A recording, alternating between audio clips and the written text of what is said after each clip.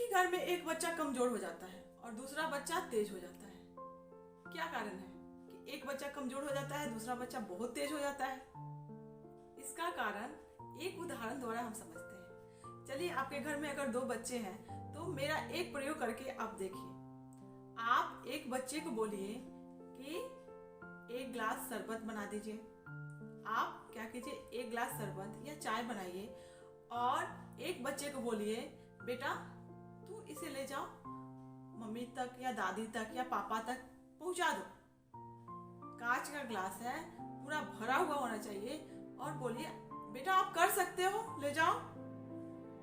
एक छोटा बच्चा भी उस गिलास को पूरे कॉन्फिडेंस से लेकर आगे तक पहुंचा देगा। लेकिन दूसरी तरफ अगर आप कहते हैं कि बेटा इसको ध्यान से पकड़ो, ये कांच का गिलास है, ये टूटना नहीं चाहिए, तुम्हारा हाथ कांप रहा है, तुम अच्छी तरह से नहीं पकड़ रहे हो, मुझे यकीन है कि तुम गिरा दोगे, तुमसे तो गिर ही जाएगा, तुम किसी लायक नहीं हो, कोई काम ढंग से नहीं करते।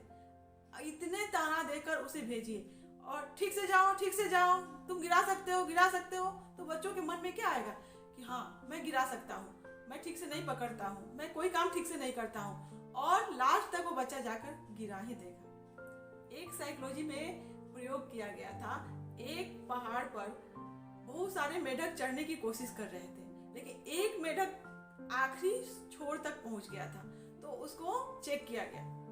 चेक करने के बाद ये पता चला कि वो मेढक जो था वो बहरा था, क्योंकि जब सभी मेढक ऊपर उछलते थे तो और मेढक टर टर की आवाज करते थे और ऊपर वाले मेढक डर के नीचे आ जाते थे। लेकिन एक मेढक जो सबसे ऊपर गया था वो किसी का बात सुना नहीं था।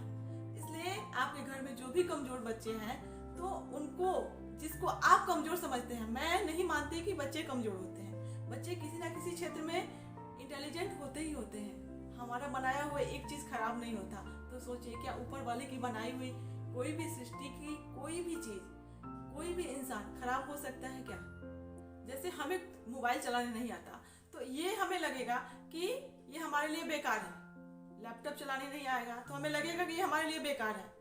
उसी तरह अगर आप बच्चों को नहीं समझेंगे तो आपको लगेगा कि ये बेवकूफ है, ये किसी काम का नहीं है। लेकिन कोई भी बच्चा, कोई भी इंसान बेवकूफ नहीं होता है। यहाँ तक कि जो बच्चे दिव्यांग होते हैं, जिसे आम भाषा में लोग विकलांग बोलते हैं, लेकिन उसके लिए एक अच्छा सा शब्द आया है, दिव्यांग। तो जो बच्चे दिव्यांग होते हैं उनके अंदर भी कुछ ना कुछ ऐसे टैलेंट होते हैं जो और लोगों में नहीं होता है।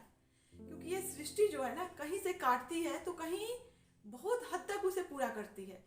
इसलिए जितना हो सके आप ये कोशिश कीजिए कि किसी भी बच्चे को प्रोत्साहित कीजिए, उसे नीचे दिखाने की कोशिश नहीं कीजिए।